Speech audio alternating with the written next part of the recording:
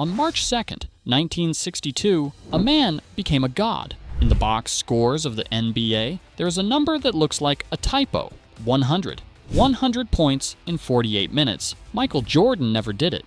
Kobe Bryant got close with 81, but he was shooting lights out from three-point land, a line that didn't even exist in 1962. To hit 100, you don't just need to be great. You need the stars to align in a way that feels almost fake. But here's the chilling part. There were no TV cameras, there are no highlight reels. There is only a single, grainy audio recording and one photograph. Today, we're peeling back the curtain on the Hershey mystery. Was this the greatest athletic feat in history, or the most successful PR stunt in sports? To understand the 100 points, you have to understand the man. Wilt, the Stilt Chamberlain, was a 7'1" physical anomaly. He didn't just play basketball. He dominated the biology of the game. In 1962, he was averaging 48.5 minutes per game. And if you're doing the math, yes, that means he played every second of every game, including overtimes. The game wasn't in a glitzy arena in Philly or New York. It was in Hershey, Pennsylvania, a neutral site. The arena was actually an old cold storage facility for chocolate. There were barely 4,000 people there. Most of them were kids who had paid a couple of dollars to see the traveling circus that was the NBA. The New York Knicks were missing their starting center, Phil Jordan, who was reportedly out with a hangover. This left a 6'10" rookie named Darrell Imhoff to guard the strongest man on earth. It was like sending a kitten to stop a freight train.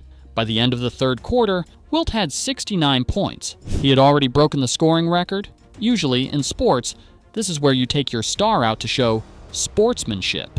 But the Philadelphia Warriors coach had a different idea. The game stopped being about basketball and started being about the number 100. The Warriors began fouling the Knicks immediately after they got the ball, just to stop the clock and give Wilt more possessions. The Knicks fought back. They hated being part of Wilt's highlight reel. They started playing keep away, passing the ball around the perimeter for the entire 24-second clock. When that didn't work, the Knicks started intentionally fouling other Warriors players so Wilt couldn't touch the ball. It was a bizarre, ugly, strategic war. And then there were the free throws. Wilt was a career 51% shooter, basically a coin flip.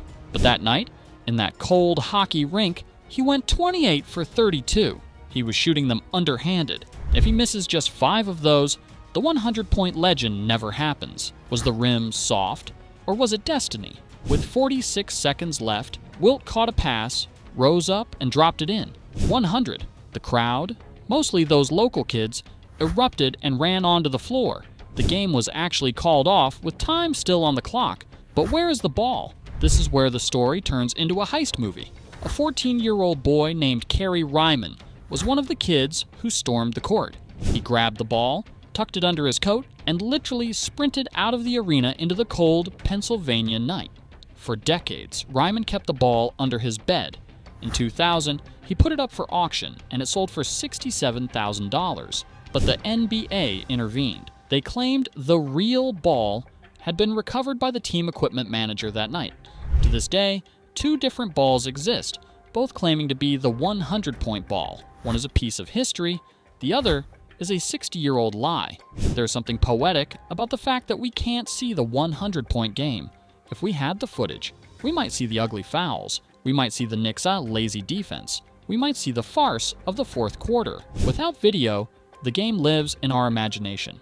It allows Wilt Chamberlain to remain a mythological figure, a giant who once scored 100 points in a chocolate factory and then vanished into the night. In a world where every 12-year-old has a 4K camera in their pocket, the 100-point game is the last great ghost story of American sports. But what do you think? If Wilt played in today's NBA, with modern rules and modern athletes, would he even score 50? Or was he truly a glitch in the system? Let me know in the comments and hit subscribe for more sports deep dives.